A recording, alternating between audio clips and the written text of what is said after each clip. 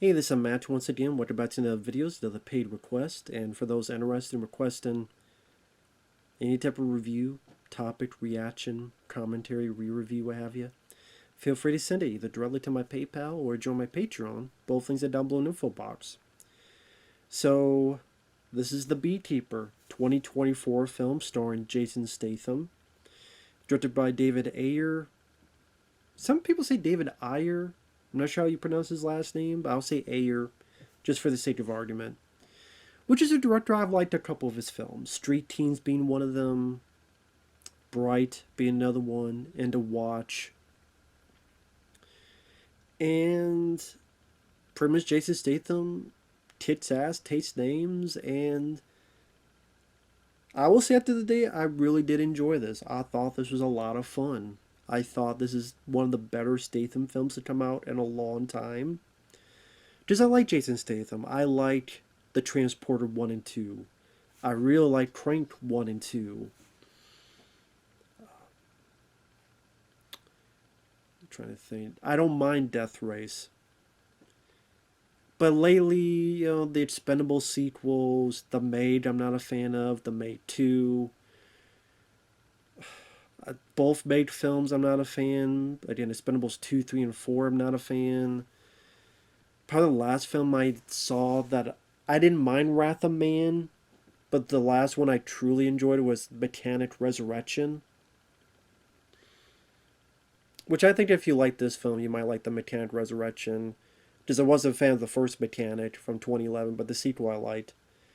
But this, I think what makes this film work is it really does seem like the film Steven Seagal didn't do in his heyday. Where it's kind of a simple plot where a guy goes around, kicks ass, takes names, barely takes any damage. And this word worked well in that era of Out for Justice, Marked for Death, Hard to Kill, when Seagal was worth a spit. And Statham, just to be a badass, the action scenes are handled well and with frequency. The Beekeeper idea is a fun, goofy, silly, but fun idea. It's not a perfect movie, but I rather enjoyed it. It was fun. It was a fun movie. It was a fun film. I would definitely say so far it is the best film I've seen this year. Granted, it's only been February and January, so we'll see what the rest of the year entails, but sometimes you just want to see escapism. Sometimes you just want to see a badass kick ass and take names with a flurry of fight scenes and brutality. The bad guys, you definitely hate them because I thought it was a nice idea to have the bad guys be scammers, because that's definitely a common thing nowadays.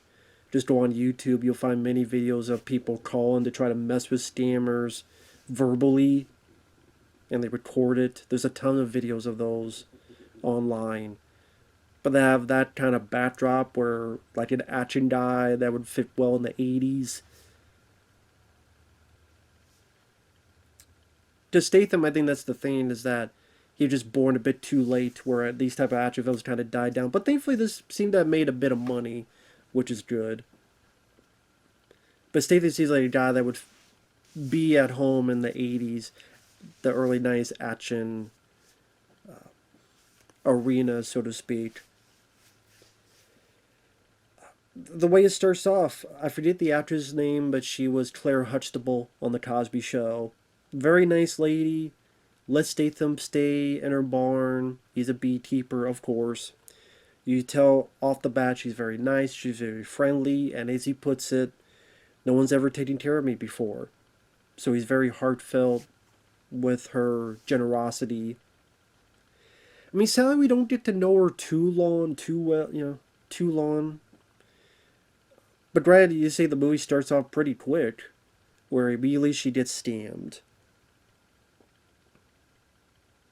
Although I think it's unrealistic, because they would sound Indian. I'm sorry, they would. Like, if it's a scammer doing this, they would sound Indian. I've seen enough of those damn videos on YouTube. Every single one of them sounds, hello to Apu from The Simpsons. I'm sorry, but that's That's the truth. I'm not saying all of them do. I'm just saying I've seen enough videos of it that a lot of them are like in India or India. I'm sorry that's not racial profiling when that's happened a lot. But I guess they didn't want to do that in this movie because they'd be labeled racist. Although again, don't believe me? Go online. You'll find a shitload of videos of that nature. I'm sorry. Somebody know he'd have an accent, but in this case, it's all the white guys. But anyway, they take all her money. They go through, oh, you called this. Oh, I'm sorry. I deposited the money. Please bring it back to us. By this point, they've hacked into your computer now that she's given the information they needed. And goes through, movie wise, all the intricacies of how they hack into and steal your money.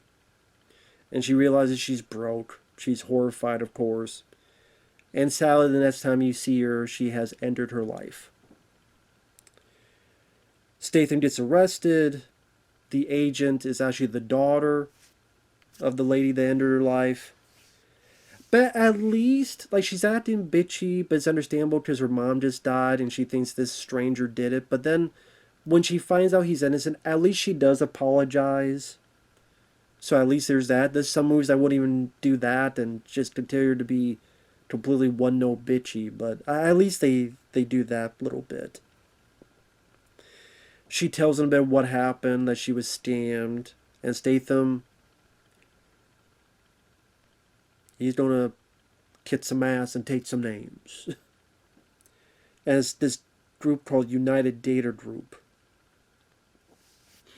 And it's pretty much a series of him going to a place, kicking ass, taking names, leaving dead bodies along the way.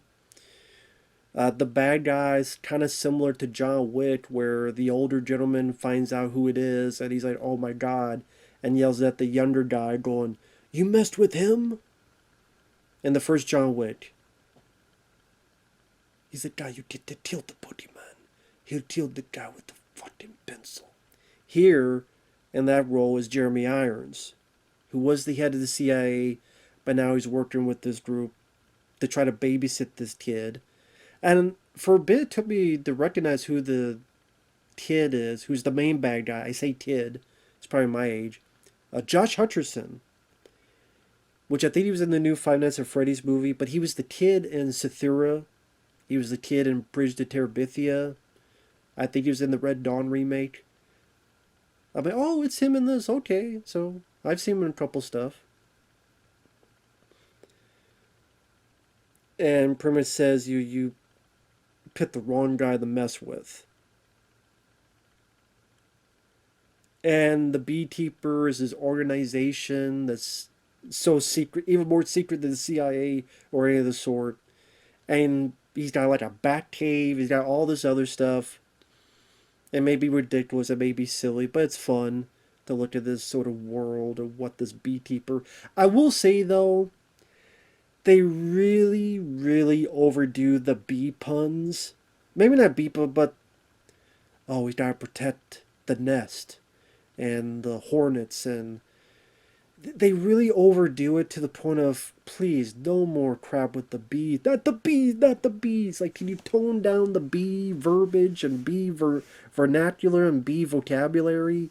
I get that he's called the Beekeeper. I'm fine with stuff like using honey to kill someone, which you see in the trailer, pretty much.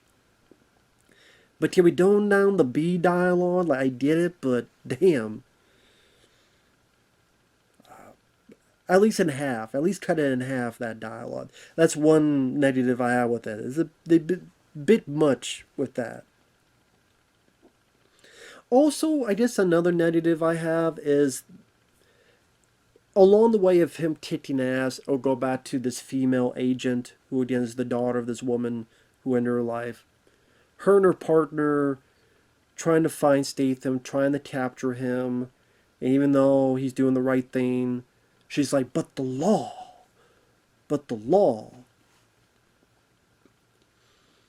I will admit, her character, that whole... It was not the most interesting part of it. I think a lot of people would agree. Each time her scenes come up, you're just waiting for it to cut back to Jason Statham to tip more ass. So I don't find her character that interesting. She's okay acting wise. I don't think she's bad, but I didn't think she was great either. Again, those scenes could have been more limited screen time wise.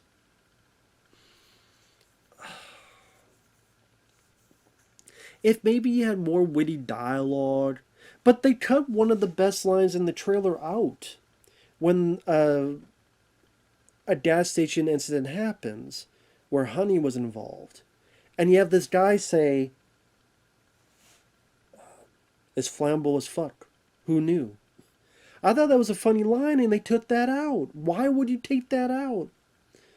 That's like a line that a lot of people chuckled at in the trailer and you take that out of the movie. Why? I don't understand that. I don't understand when they put stuff in the trailer to elicit a reaction and you see that elicits a reaction like it should, but then you take it out of the movie. I don't understand why the hell did you put it in the trailer in the first place. It's like the Equalizer 2 where Denzel had the Star Trek thing. You like Star Trek? And then they took that out. Like, why do you put in the fucking trailer if you don't have it in the movie? Stop doing that. How much can you do that and label it false advertising? For crying out loud. But really, those are the only nitpicks I have with it. Because the rest of it I thought was a lot of fun. Like I said, I think the film looks good. It looks slick enough to be a movie that fits on the big screen. So it's a slick looking movie. The film went at a fairly decent pace. I said, the beginning between Statham. Well, like to have seen the older lady more.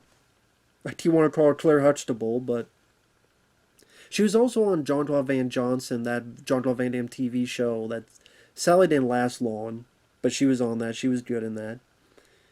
But it was a nice opening. The movie does a nice job setting up you hating the bad guys. And it's an easy villain to hate. Because we've all heard about these scammers and how they especially go after older people that don't know the computers well, like maybe me and you do. And so they hack into them and they steal their money. So it's definitely a villain you just can't wait to see someone knock their ass down. So when Statham does it, it gives such a rousing, yeah, fucking eat it, suck a dick. So it gives, and they're not an overused villain.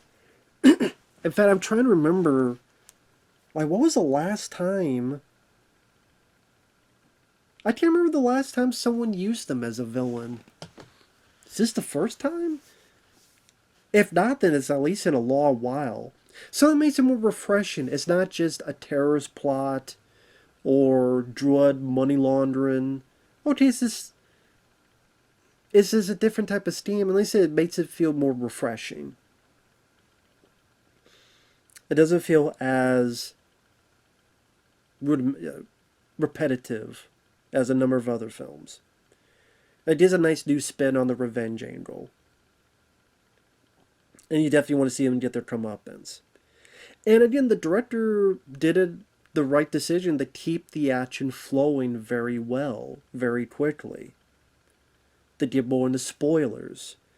Whether it be going to the place and burn it all down, beats the hell out of people, grabs people's nose, hits them with the phones, grabs keyboards, slams into their neck, slams him down. The guy, when he falls, his neck breaks on the keyboard.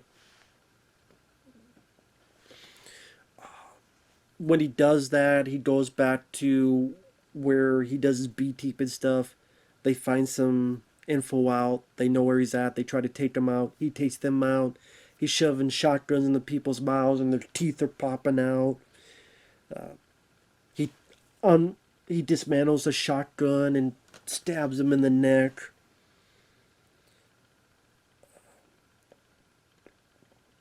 Yeah, that scene in the trailer where he takes the guy to the bridge after cutting off his fingers and bye-bye, bad guy.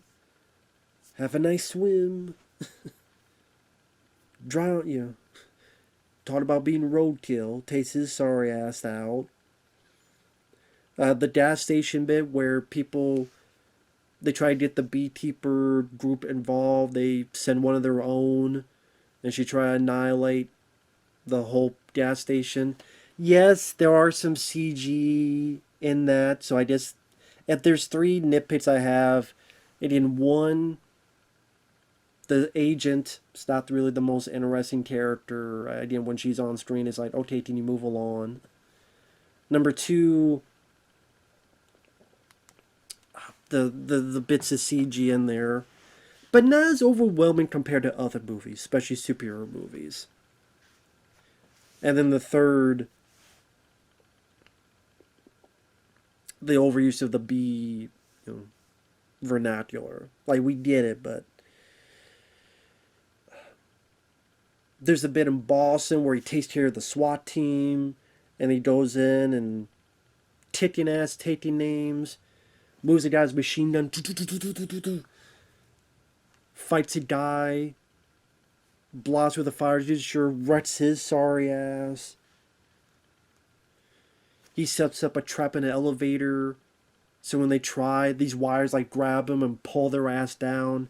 Again, when they fall down the elevator, bit CGI and not the most realistic looking. So again, no nitpicks here and there, but it has a nice energy, has a nice badass pace to it that reminds me of films. If it's not the 80s, then those 2000 films, like the Transporter 1 and 2, like those older Statham films, or maybe of that era that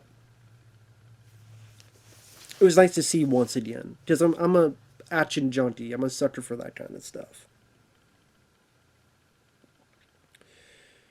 And some of the fight has a little bit of a John Wick influence. There's definitely some inspiration, which I appreciate. I'd rather have more films inspired by John Wick than anything else. Because no shaky cam, or at least very limited. I am able to understand what the hell's going on. And you find out that the kid, Josh Hutcherson, I keep calling him kid, he's not that young. He is the son of the President of the United States, which I forget the actress's name. But she doesn't know what's going on. She finds out. Statham sneaks into the shindig. And more so wrecks house. John Wick some fools. Headshots everybody. Goes through the party, fucking up people. Going upstairs, fucking up people. Getting machine guns, fucking up more people. Gets in a hallway fight. Just the brass knuckles to the guy. Knife to the guy's throat. I'm not going into detail because it's better to watch it than me describing it. Takes care of business. And they don't, once the business is taken care of, they don't overindulge the ending, which I appreciated. It's kind of like Roger Corman. Once the monster's dead, the movie's over. Here, pretty much once that bad guy, Josh Hutcherson, is dead, the movie's over. He escapes, he's done, movie's over, move on to the next one. I don't know if it made enough money, if they'll do a sequel. If they did, then hopefully the sequel would be not disappointing. Because you had John Wick 2 and 3, which were good. If you make, maybe you do a second or third one, maybe with the same type of pacing and amount of action sequences, then that'd be worthwhile. Like I said, when you go into a film called The Beekeeper, you're not taking it that seriously. But if you want a fun time of escapism and you want to see Jason Statham just kick a bunch of ass, it's definitely worth it. Like I said, there's nitpicks. Like I said, the dialogue, less B stuff. They overdid that. Again, the little bits of CG here or there. The agent's like, who gives a crap? I don't give a shit about you, lady. Again, I don't think her character wasn't really that interesting. It's just, but if you've seen it for Statham, you've seen it for some ass kicking. Both of them are delivered very well. It's not a 2.5, 3 hour movie. There's no stupid politics in it. It's just escapism, action, fun. And I quite enjoyed it. I really did have a ball watching the film. I'm glad it wasn't disappointing. Like I said, definitely the best film I've seen this year so far. I wouldn't mind picking it up when it comes out, Blu-ray, whatever the case may be. Add it to the collection, and nice to nice to see Jason Statham in something good again. It's been a while, been a while. So thumbs up from me. I quite enjoyed it. So with that said, thanks for watching. Take care, and we'll see you guys later. Bye bye.